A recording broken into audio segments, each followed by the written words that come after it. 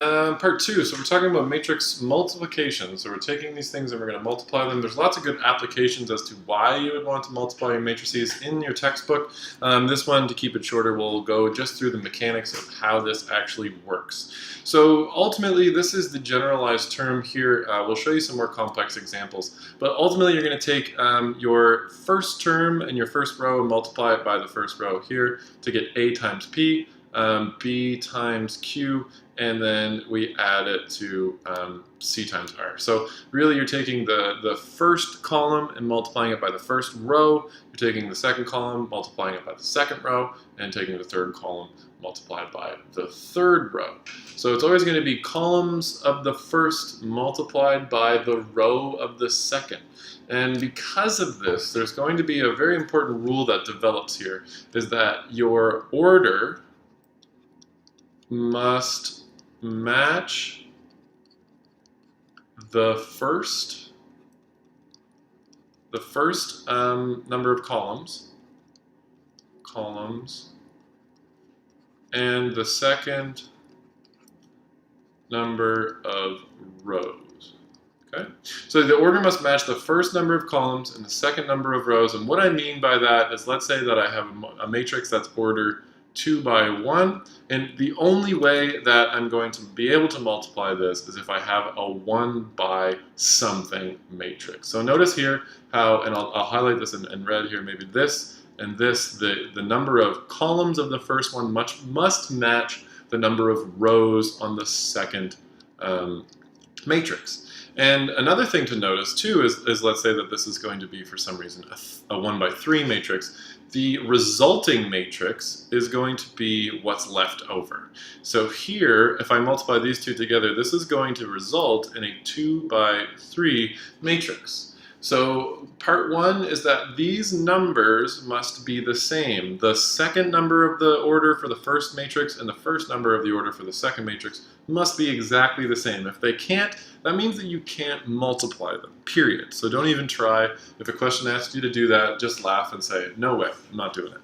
And then the second bit here is knowing that our first number of rows, so that's going to be the number of rows in our resulting matrix, and the number of columns comes from the second matrix when we're multiplying that through.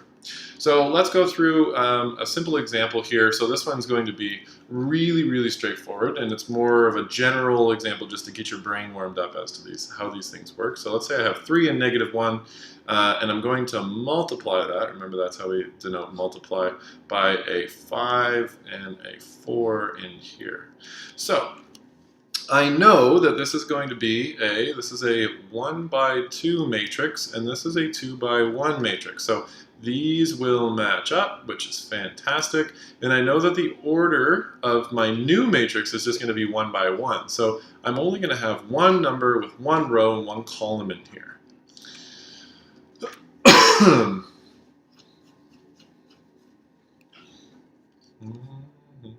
So what we're going to do here is we're going to multiply the 3 by 5, right? So we multiply the first column by the first row. So here it's going to be 3 times 5, and we add that to this second column being multiplied by the second row. So that's going to be -1 times 4. And I'll put the x's the same for everything. So really this is going to be equal to 15 minus 4. So our answer here is going to be a matrix that is just going to be equal to 11. Okay? So when I multiply here, I'm multiplying the first row by the first column, and I'm multiplying the second column by the row as well. Okay, so let's take a look at a more complex example here. All right, so here we have, let's do a 3. Okay, so we're going to have a row where we have one row matrix where it's 4, 2, and 1. And I'm going to be multiplying that by a 2 by 3 matrix. So I have a 1, 2, 1, 0, 1, and 0. Okay, so here are my two matrices as I set them up. Now, the first one, and the first step always is to make sure that you have the right number of rows and columns. So here I have one row, and I have 3 columns. And here I have 2 rows, but I have 3 columns. So 2 by 3. So I must ask, is this going to be multiplied? So I have 2 rows here and 3 columns. The first one I had 1 row by 3 columns. Does this match up? Not quite. So we know that this answer doesn't exist. So it does not exist. We cannot multiply those two things together. Right? So that one, first one was a trick just to make sure that we followed along with that order rule.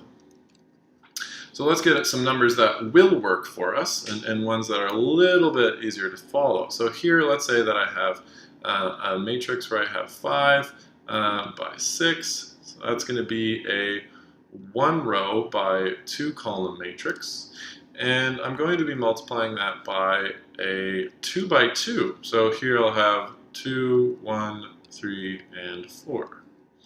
And that's going to be a 2 by 2. So if you notice, your orders will work out so that way you can multiply. And I know that I'm going to have a resulting matrix where it's going to be a 1 row by 2 columns, right? So I'm going to set it up here. I'm going to have 1 row. That's going to be 1 column here and 1 column here. So I'm going to give it lots of space. All right, so erasing this stuff so that way I can get some more space to do this. So the first bit here is going to be me multiplying that 5, so that first column, that first row by both bits here. So I have to multiply that 5 times that 2 and 6 times 3. So my first bit here is going to be 5 times 2 plus 6 times 3.